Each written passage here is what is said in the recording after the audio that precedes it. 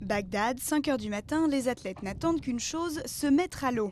L'équipe irakienne d'aviron s'est entraînée d'arrache-pied depuis 2003 pour les JO de Pékin et désormais ce sont les Jeux asiatiques et surtout les JO de Londres qu'ils visent.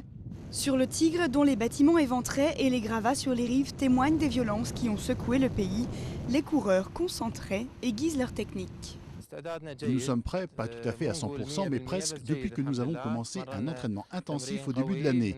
On fait une session d'entraînement le matin et une l'après-midi. Le plus difficile, c'est que nous ne nous entraînons pas sur un bassin artificiel véritable et nous ne pouvons pas nous chronométrer.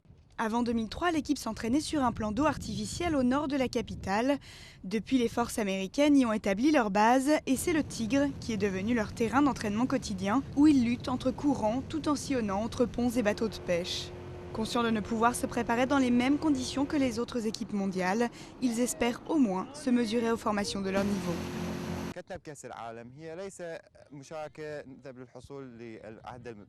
Nous ne participons pas au championnat du monde pour obtenir une médaille d'or ou une médaille d'argent. C'est plutôt pour comparer nos performances, notamment avec celles des autres pays d'Asie.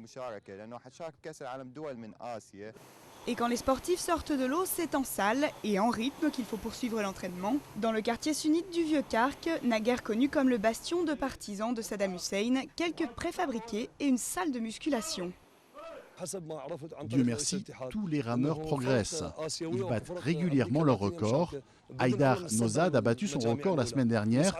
Il est passé de 7 minutes 16 à 7 minutes et 7 secondes. La journée s'achève avec quelques coups de rame qui les mèneront vers les eaux plus clémentes de Boston pour y suivre un stage intensif avant les Jeux asiatiques en novembre.